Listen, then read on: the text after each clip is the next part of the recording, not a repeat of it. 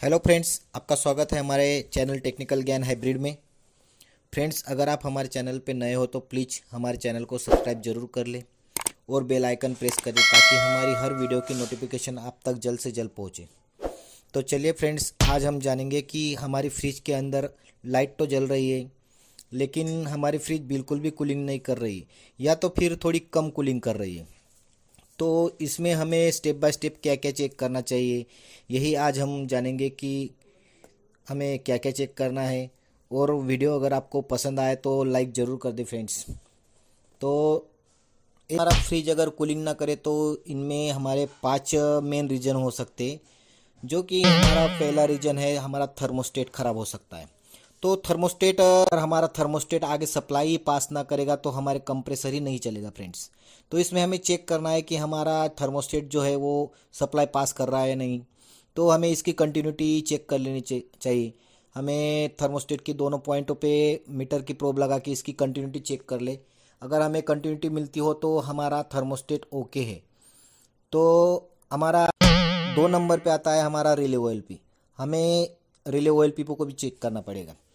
तो relay OLP भी हमें कंटिन्यूटी से ही चेक कर सकते हैं। हम मीटर की प्रोब एक हम पिन पे लगा सकते हैं ओएलपी के, और दूसरी प्रोब जो है हमारा होल आता है उसमें लगा सकते हैं। तो ऐसे में ओएलपी को चेक कर लेना है। और जो हमारा रिले रहेगा, रिले को भी हम दोनों होल्स में चेक कर सकते हैं उसकी कंटिन्यूटी। तो हमें दोनों होल में मीटर की प्रोब लगा के चेक करना है कि हमें दोनों होल में मीटर की कंटिन्यूटी मिल रही है या नहीं। अगर हमें मीटर की कंटिन्यूटी मिलती है तो हमारे इस सिचुएशन में रिले और ओएलपी दोनों ही सही है। तो अगली प्रोसेस होगी हमारी फिर कंप्रेसर पे। तो तीसरे कंडीशन में हमारा कंप्रेसर भी ख़राब हो सकता है फ्रेंड्स।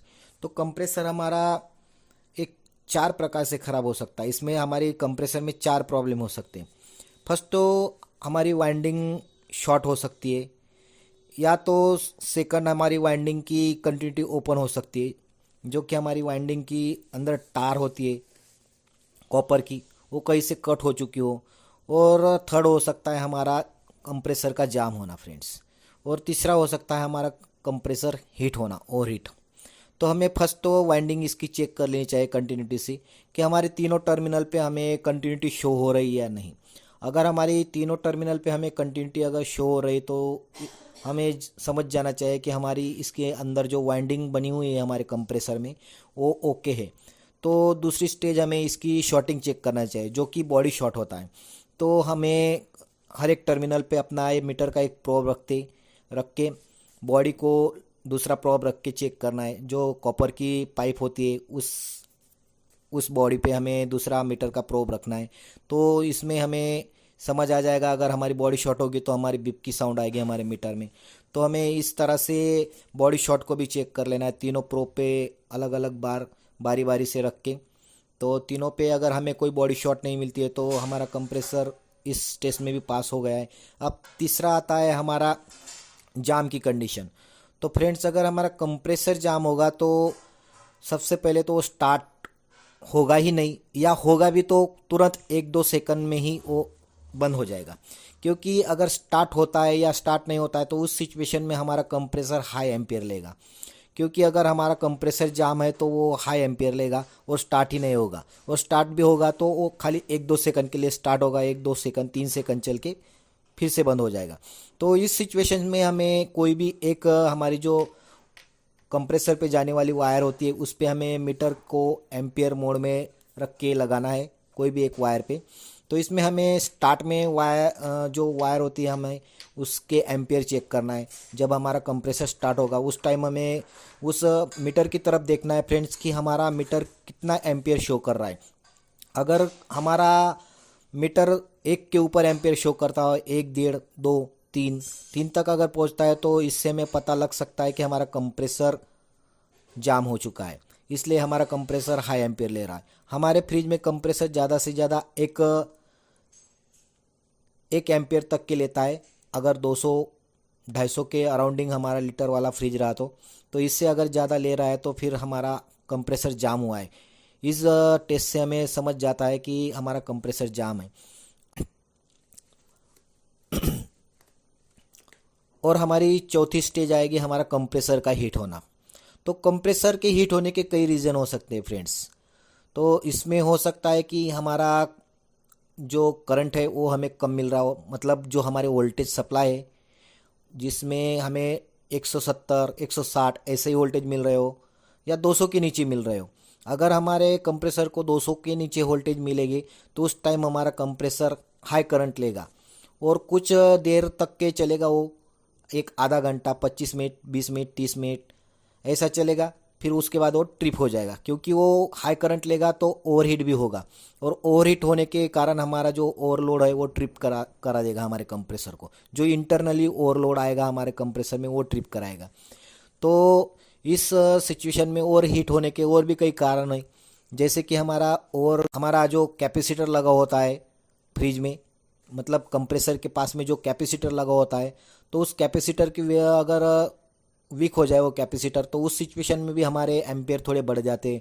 तो उस कंडीशन में भी जो हमारा कंप्रेसर है वो ओवरहीट होता है और कुछ देर बाद हमारा इंटरनली जो ओएलपी होता है वो हमारे कंप्रेसर को करंट नहीं दे पाता, जो पास नहीं कर पाता है। तो इसकी वजह से हमारा कंप्रेसर फिर से दोबारा बंद हो जाता है, कि जो फिर जल्दी से स्टार्ट नहीं ले पाता है। तो ऐसे हीट होने के बहुत सारे ऐसे रीज़न है जो हमें देखने पड़ते हैं फ्रेंड्स। तो अभी हम जाएंगे हमारे अगले रीजन पे, जो हमारा गैस लीकेज होने का रीजन है फ्रेंड्स। तो हमें तो पहले सारे जॉइंट्सों पे चेक कर लेना चाहिए। अगर हमें लगे कि हमारा गैस लीकेज हो चुका है तो हमें पहले सभी जॉइंटों पे चेक करना है अपनी आँखों से कि कोई जॉइंट पे कहीं ऑयल की ट्रेसिंग तो नहीं मिल रही है। अगर हमें कहीं पे ऑयल दिखाई दे तो हमें समझ जाना चाहिए कि हमारा इस जॉइंट से हमारा ऑयल जो गैस है वो निकल चुका है। और जो दूसरा कारण होता है वो लीकेज में माइनर लीकेज होता है, जो हमें अपनी आंखों से सरलता से नहीं मिलता, लेकिन वो चेक करने के बाद ही मिलता है, जिसमें हमें एयर देके या तो फिर नाइट्रोजन प्रेशर देके हमें चेक करना पड़ता है माइनर लीकेज, कि हमारा लीकेज कहाँ से हो रहा है। हमारा लीकेज हो सकता है हमारे कंडेंसर से भी हो रहा हो, क्योंकि कंडेंसर अगर थोड़ा बहुत कहीं से सड़ जाए या उस पर जंग आ जाए तो वो लीक होने के चांसेस बढ़ जाते हैं उसके। तो हमें आंखों से देख लेना चाहिए कि हमारा कंडेंसर कहीं सड़ा हुआ है या तो फिर जंग लगा हुआ तो नहीं है। तो इस सिचुएशन में अगर हमें दिख जाए कि ये जंग लगा हुआ है तो हमें सीधा डायरेक्टली कंडेंसर चेंज कर देना चाहिए फ्रेंड्स इस सिचुएशन में। और लीक माइनर लीक हमारा मिल सकता है हमें फ्रीजर बॉक्स में भी मिल सकता है। तो हमें सेपरेट फ्रीजर बॉक्स भी एयर भर के उसे जो हमारा वाटर टैंक होता है उसमें डुबो के हम पता लगा सकते हैं कि हमारा कहीं फ्रीजर बॉक्स तो नहीं लीकेज है। तो माइनर लीकेज में हमें ज़्यादा करके कंडेंसर और फ्रीजर बॉक्स को ही सेपरेट रख के चेक करना पड़ता है फ्रेंड्स। तो ये हो गया हमारा चौथा कारण। अब हमारा पांचवा कारण है कि हमारा यहाँ तक के सब ठीक है, हमने चेक कर लिया थर्मोस्टेट, रिले, ओएलपी, हमारा कंप्रेसर भी ओके है, गैस लीकेज भी नहीं है। तो फिर इसके बाद हमें चेक करना पड़ेगा फ्रेंड्स हमारा पांचवा रीजन जो होता है गैस का चॉक होना। तो इसमें हमारा ड्रायर फिल्टर भी चॉक हो सकता है, कैपिलरी भी चॉक हो सकती है, फ्रीजर बॉक्स में भी चॉकिंग हो सकती है हमारी। तो अगर इसमें हमें चेक करना है स्टेप बाय स्टेप कि हमारा ड्रायर फिल्टर हमें कहीं ठंडा तो नहीं लग रहा है। अगर ड्रायर फिल्टर हमें ठंडा लग रहा है हाथों से छूने से तो हमें समझ जाना चाहिए कि हमारा ड्रायर फिल्टर जो है वो चॉक हो चुका है। अगर हमारा ड्रायर फिल्टर चॉक नहीं है तो हमें आगे कैपिलरी भी चॉक हो सकती है फिर फ्रेंड्स हमारी, जो कि कैपिलरी भी ठंडी लगने लग जाती है। अगर उस सिचुएशन में हमें कैपिलरी अगर ठंडी मिले तो हमें समझ जाना चाहिए कि हमारी कैपिलरी ब्लॉक हो चुकी है। अगर कैपिलरी भी हमारी ठीक ठाक से काम कर रही है तो हमें फ्रीजर बॉक्स की तरफ बढ़ना चाहिए। हमारे फ्रीजर बॉक्स में हमें अपने कानों से सुनना चाहिए कि हमारी गैस यहाँ से पास हो रही है या नहीं फ्रीजर में से। तो हमें अपने कानों से भी आवाज़ आ जाती है फ्रेंड्स गैस की, कि हमारी गैस फ्रीजर बॉक्स में आ रही है। लेकिन अगर हमारा फ्रीजर बॉक्स में चॉकिंग होगी, चॉकिंग मतलब जो कि हमारा एक्सेस ऑयल होता है जो कंप्रेसर उठा के डायरेक्टली हमारे ऊपर उठा देता है और ऊपर धीरे धीरे आ जाता है कि वो हमारे फ्रीजर बॉक्स में आ जाता है।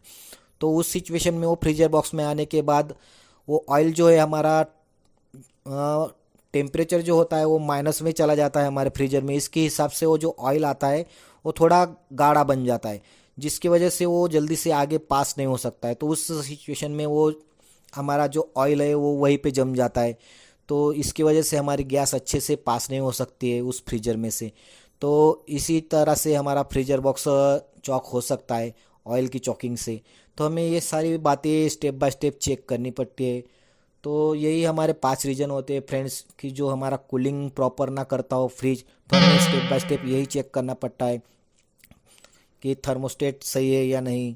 अगर उसके बाद रिले ऑयल भी हमें चेक करनी है, वो भी हमारी सही है या नहीं। फिर उसके बाद हमें कंप्रेसर चेक करना है, कंप्रेसर हमारा सारी winding okay, body shot okay, ये सब बातें हमें चेक करनी है। फिर उसके बाद गैस लीकेज हमारा कहीं से हो तो नहीं रहा है। तीसरा और गैस चौक होना हमारा। तो ये 5 रीज़न हो सकते हैं हमारे मेन जो कि हमारा फ्रिज कूलिंग ना करे अच्छी तरह से।